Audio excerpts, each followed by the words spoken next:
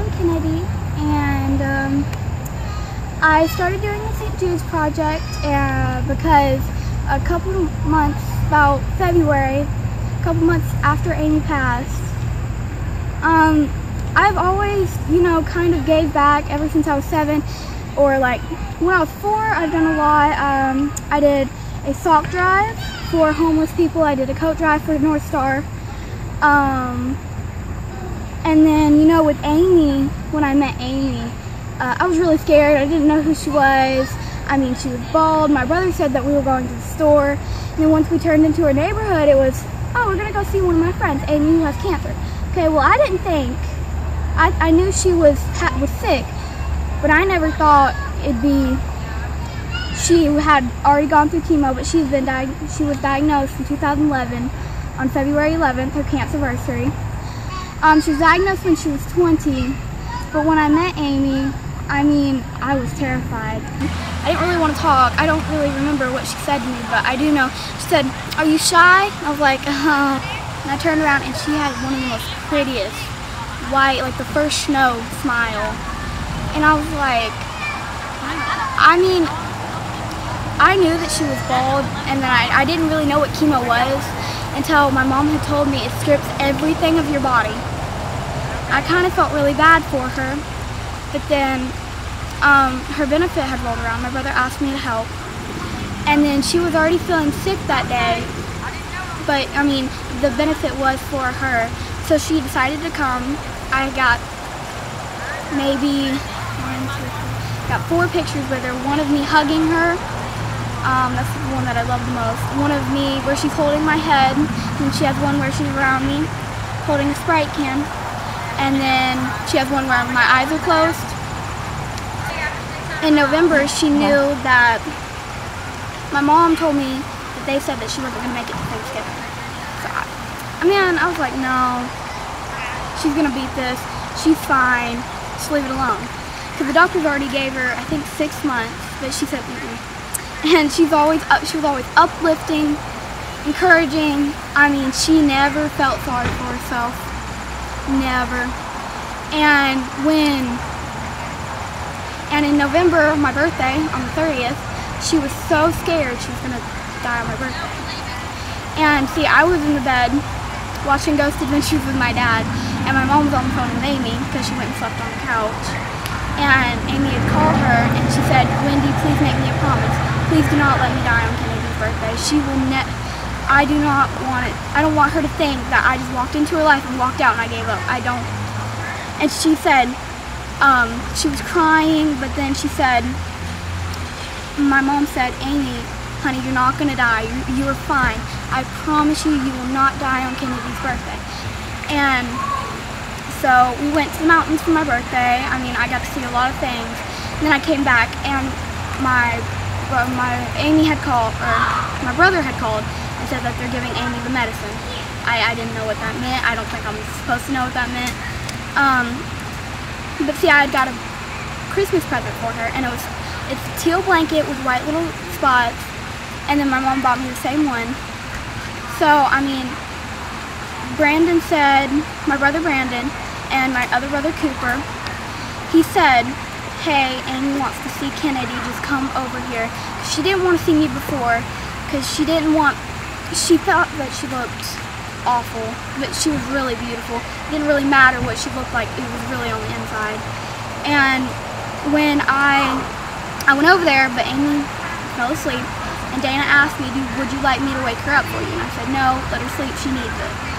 So I gave her the blankets, and I left. I was in the garage for a little while waiting for her to wake up, but I finally just said, "You want to know it? No. Just let her sleep. She's sick." And sleep, definitely, I think it helps you heal, something like that. And so I gave her the blanket. Her mom went and set it on the edge on her chest in her room, under the windowsill. And when Amie woke up that night, because her nights and days were mixed up because she needed to sleep, Amie had called, because we were going and getting pizza. Amie had called and said she wanted to thank me for the break. She thanked my mom first, then she said, "I want to talk to Kennedy." I was like, "Oh, yay." But then right when she said that, Amie started throwing up so bad. She apologized and apologized. And I guess Ashley or Amber must have hung up the phone.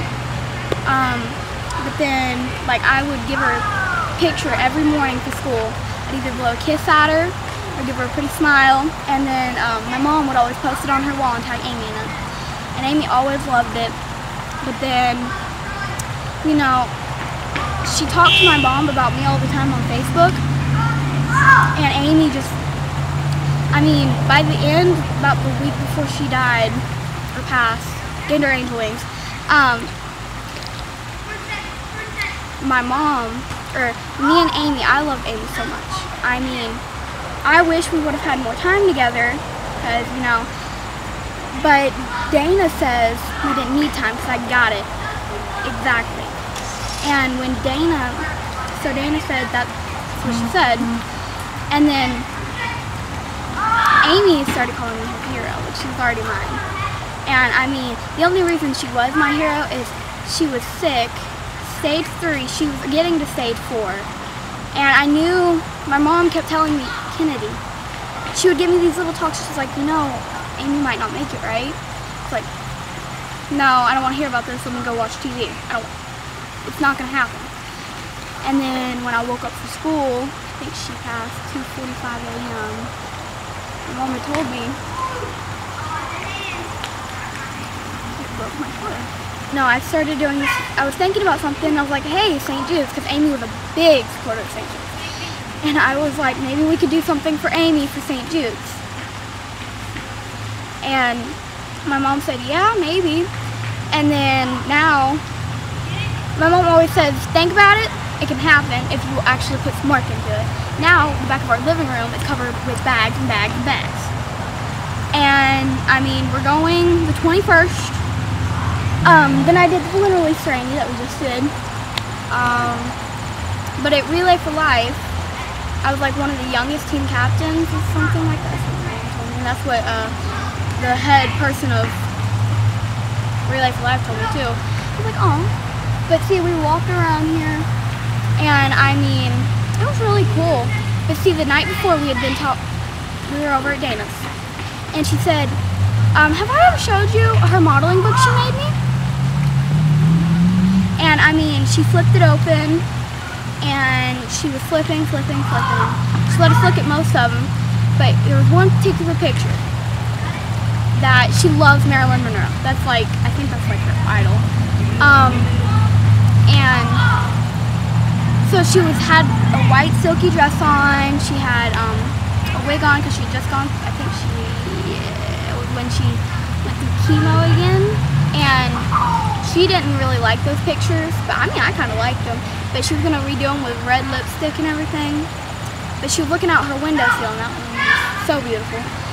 But we came around a booth, and it was Teal Divas, or not Teal Divas, Pink Divas. I'm so used to saying Teal Divas. And it was for breast cancer,